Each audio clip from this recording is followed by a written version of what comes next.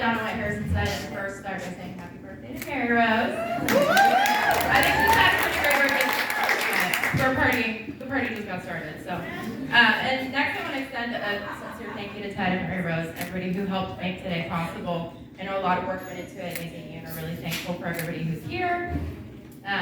And, you know, it's just really a privilege to be here having champagne with you fine people. For those of you who don't know me yet, I'm Melinda, Maisie's best friend and tonight's matron of honor.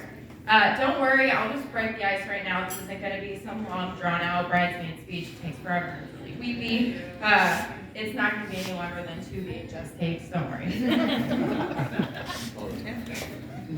When someone asks Maisie and I how long we've been friends, our answer typically is somewhere around, it's been 84 years. In all seriousness, we've been friends for about over 16 years, which is more than half our lives.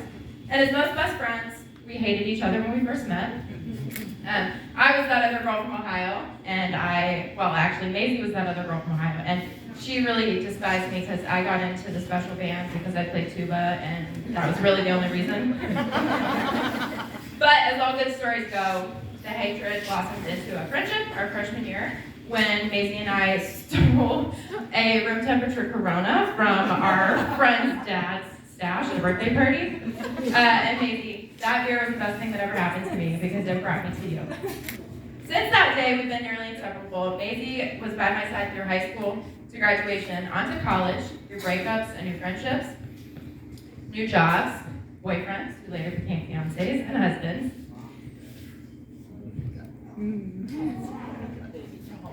She was by my side as my maid of honor on my wedding day, and she held my son when he was just 5 days old.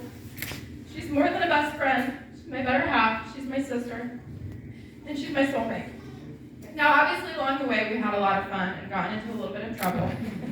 But I won't go too far into detail because, as you know, a woman's heart is a deep ocean of secrets. As you may have caught on by now, anyone who knows Maisie and I also know that we share a deep, abiding love for the 1997 James Cameron masterpiece, The Titanic. Now, I'm talking, we can quote you every line.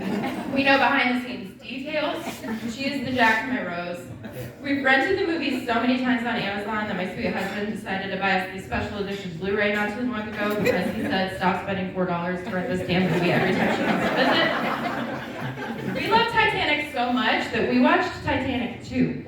Yes, for anybody wondering, there is a Titanic 2. I'll save you the 90-minute runtime, the ship sinks.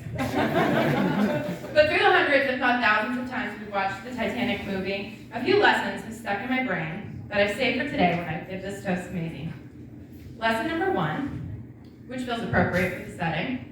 When at a fancy dinner party, just follow the advice of the unsinkable Molly Brown. Start from the outside and work your way in. You'll fit in just fine.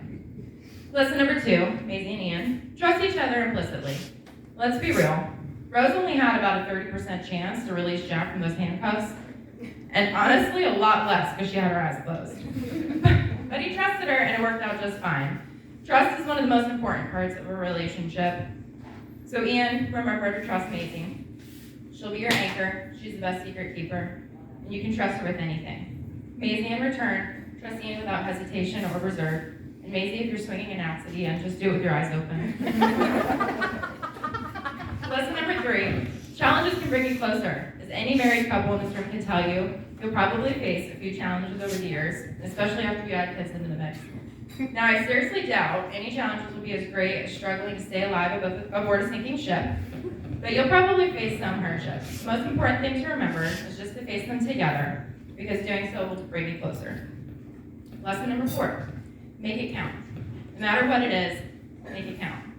Jack was a natural for this the moment he won the tickets with Fabrizio in the game of poker. And Rose had to learn how to do it when she trusted Jack to meet him at the clock for the real party below deck. Maisie and Ian, make it count. Work hard for each other, but take time to have fun. Don't waste time on thoughtless or selfish acts. Instead, spend every moment striving towards a common goal together, even if it means getting out of your comfort zone. Remember that life is a gift, and you never know what hand you're going to get dealt next, so make each day count. And lesson number 5, Maisie, this one's specifically for you. No matter what happens in life, no matter where you go or what you do, remember, If you ever find yourself stranded in the middle of the ocean on a floating door, for the love of God, make room for Ian. With that, I would like to invite everyone to raise a glass to the new Mr. and Mrs. Smith. May their love story rival that of Even the Grace.